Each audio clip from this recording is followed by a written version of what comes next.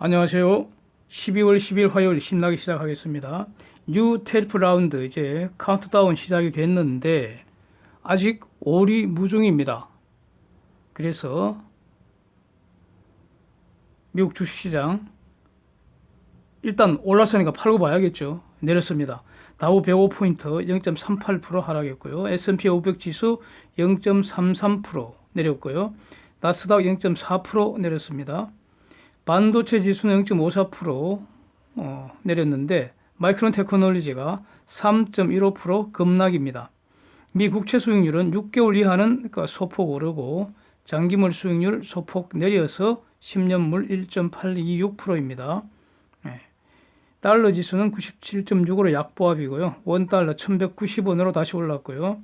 원엔 10.96으로 올랐고 위안달러 7.03으로 올랐습니다.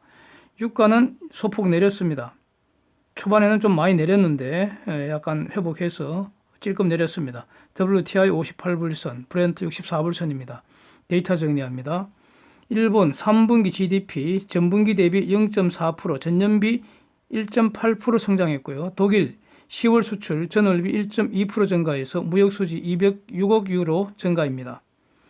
중공 수출이 4개월째 감소세입니다. 이번 달에는 그 감소 규모가 크지는 않습니다. 11월 수출 전년비 1.1% 감소한 2,217억 불, 수입은 0.3% 늘어나서 1,830억 불, 그래서 무역 수지는 387억 불 흑자 유지인데 주목되는 점은 미국과의 무역 거래는 급속히 지속적으로 찌그러지고 있습니다.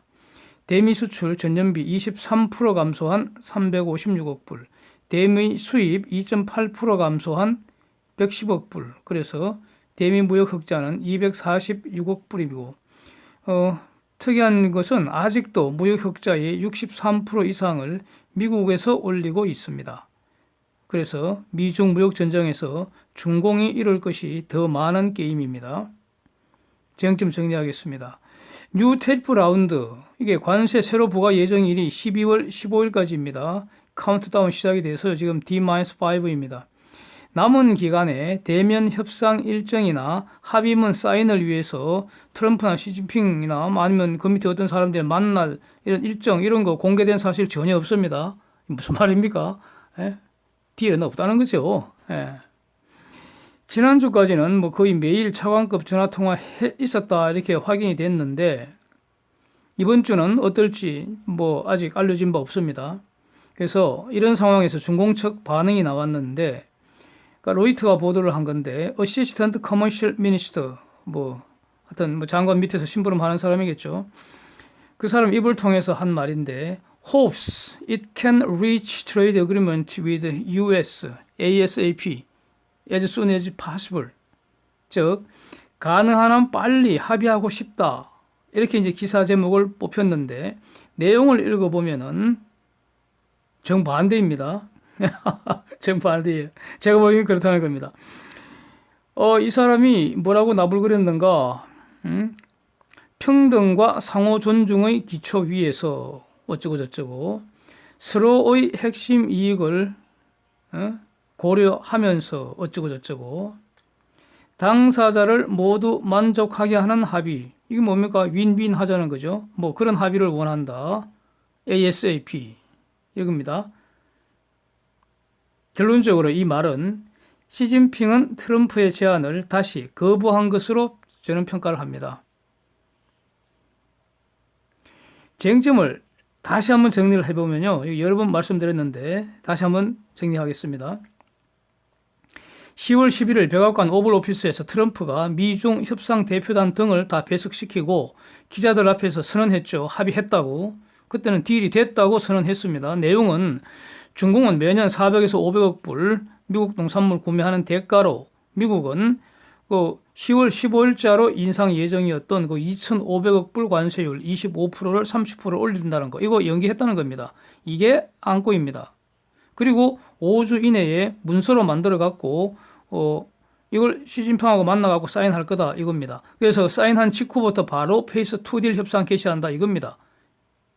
여기서 이제 그 라이트 하이즈하고 머니신 등이 약간 추가한 게 바로 지재권 문제하고 환율 문제 좀 더 다룰 텐데 이것은 페이스 1딜의 재앙점은 아니고 페이스 2딜의 그 재앙점이라고 분명히 말을 했습니다. 그리고 이런 발표에 대해서 중공 협상 대표였던 그 류호가 그 앞에 앉아갖고 야 우리 진짜 이번에 좋은 협상했다고 맞장구 치면서 웃으면서 악수하고 그랬던 겁니다. 그런데 지금까지 오리무중입니다. 합의, 즉 딜이 되었다고 선언했던 트럼프조차도 나중에 말이 바뀌었죠. I don't know, I don't care 이렇게 말이 바뀌었습니다. 이렇게 말이 바뀐 지 오래됐죠. 뭔 말입니까? 합의가 될지 안 될지 이제는 모르겠다는 겁니다. 그런데 합의돼도 좋고 합의 안 돼도 좋다는 겁니다. 그래서 그러면서 또 최근에 한 말이 중공 애들이 자꾸 뭐 상호 존중이 어쩌고 저쩌고 뭐 평등이 어쩌고 저쩌고 이제 자꾸 후설을 하니까 저는 그 말이 무슨 말인지 모르겠습니다. 모른다는 말은 저는 그 말 인정할 수 없다는 것입니다. 예, 그건 쟁점이 될 수 없죠. 그래서 트럼프가 직설적으로 날려버렸지 않습니까? I don't like equality. 싫다는 겁니다. 시진핑이 자꾸 평등 그래서 하는데 나는 평등 싫다는 겁니다. 완전히 정면으로 못을 박아버렸습니다. 예. 그러면서 부연하기를 트럼프가 지금까지 수십 년간 중공이 미국을 이용을 해먹었는데 더 이상 안 된다는 겁니다. 이번에는 미국에게 좋은 것이 돼야 한다. 이런 겁니다. 그래서 굿딜 아니면 즉 미국에게 굿딜 아니면 노딜이고 노딜이면 관세 날린다는 겁니다. 명확히 했습니다. 그래서 하여튼 지금 그 왔다 갔다 하고 있는 이런 내용들은 중공측은 12월 15일로 예정된 1,560억 불 15% 신규 관세 이거 처리하는 거 당연하고 여기에 플러스해서 지금 그 총 3,750억 불에 대한 기존 관세 일부를 처리하라 이렇게 요구한다는 겁니다. 그러면 이에 대해서 미국은 너가 농산물 사간다고 했는데 그 시간표 내놔라. 지재권하고 환율을 어쩔 거냐. 너희들 약속한 거 이행 담보 방안 명확히 하자 뭐 이런 거 아닙니까? 그래서 이렇게 돼버리면요 이게 스몰 딜이 아니잖아요 지금. 빅딜이 안 되니까 이제 할 수 없이 돌파구를 마련하기 위해서 스몰 딜 하자 이렇게 됐는데 이렇게 되면 이건 스몰 딜이 아니잖아요. 그래서 이제는 페이스 1딜의 내용조차도 오리무중이 된 것 같습니다. 그래서 이런 교착 상태에서 이게 안 된다고 벌써 여러분 제가 계속 말씀드리고 있는데 트럼프의 가장 최근 반응은 제가 보기에는 여전히 트럼프스럽습니다. 트럼프스럽다 이런 말은 참 좋은 겁니다. 12월 15일 뭔 일이 일어날 수도 있다. Something could happen. 와 멋진 말입니다. 하여튼 트럼프 참 말 잘합니다. Something could happen. 그러나 우리는 아직은 이 문제는 논의하지 않고 있다. 이 something은 논의하지 않고 있다는 거죠. 중공과 매우 좋은 토론을 지금 계속하고 있다. 이렇게 말했습니다. Something could happen. 아주 의미심장하게 들리는데 제가 한마디로 해석을 하자면 미국이 원하는 것을 중공이 내놓지 않으면 중공은 미국이 주는 것을 받게 될 것임을 다시 경고한 것으로 저는 해석을 합니다. 구글이 양자 컴퓨터 개발 과정에서 브레이크스루 기술적 난제를 해결했다. 그래서 실용화기 열렸다. 뭐 이런 취지의 소식이 지난번 9월인가 언제 한번 제가 소개를 해드렸습니다. 예, 그래서 제가 기사를 다시 검색을 해서 사진 하나 올려드립니다. 현존 최고 컴퓨터로 수천 년, thousands of years, 수천 년 걸릴 계산을 수분 만에, a few minutes, 이 계산할 수 있는 능력인데, 이렇게 상상이 되십니까? 하여튼, 어쨌든, 근데 인텔이 이 양자 컴퓨터용 칩을 개발했다. 이런 소식도 지금 떴습니다. 대단합니다. 하여튼, 뭔가 지금, 10년, 20년 이내에 과거 한 100년 동안의 변화 이상의 변화 급변하는 세상이 오는 거 아닌지 정말 주목됩니다. 아주. 예. 현존 최고 컴퓨터로 수천 년 걸릴 계산이 어떤 건지 여러분 한번 상상해 보십시오. 대단합니다. 하여튼 중공이요. 중공 내 모든 정부기관, 공공기관에서 2022년까지 외국산 기술 가령 PC나 하드웨어나 소프트웨어 싹 없애라. 이런 명령을 내렸다고 합니다. 2020년까지 30% 없애고 2021년까지 50% 없애고 2022년 안에 남은 20% 모두 없애라. 이게 중공 공산당 중앙위원회 명령입니다. 중공에서 내릴 수 있는 최고의 명령일 겁니다. 금년 초 하달되었다는데 이제야 어제 9일자 그 파이낸셜 타임스의 보도가 됐었고, 이것을 뭐 CNBC나 이런 주요 언론들이 전제를 하고 있습니다. 월스트리트 저널도 마찬가지고요. 그래서 이 뭐 결과적으로 적어도 3천만 대 가량의 기기들을 갖다 버리고, 이제 멀쩡한 기기들 다 갖다 버리고, 모두 그러니까 중공 기술이 적용되고 중공산 부품이 사용된 기기들로 교체가 돼야 한다. 결론은 이런 얘기입니다. 자, PC에서요, 하드웨어는 인텔, 삼성전자, 하이닉스, 뭐 마이크론 테크놀로지 이거 부품 사용하지 않고 됩니까? 소프트웨어는 PC에서는 최소한 마이크로소프트의 그 OS 아닙니까? 에? 이거 없이 PC가 지금 가능합니까? 현존 PC가? 세상이 전부 이걸로 움직이고 있죠. 모바일에서는 안드로이드이지만 PC에서는 마이크로소프트잖아요. 자, 그래서 지금 인텔, 삼성전자, 하이닉스, 마이크론 테크놀로지, 마이크로소프트 이런 기술과 부품을 제외하면 사실상 불가능한 일인데 이걸 지금 하라는 겁니다. 이게 공산당 중앙위원회에서 명령을 내려버렸습니다. 여기는 뭐 그 헌법이나 법률 이런 거 필요 없고요.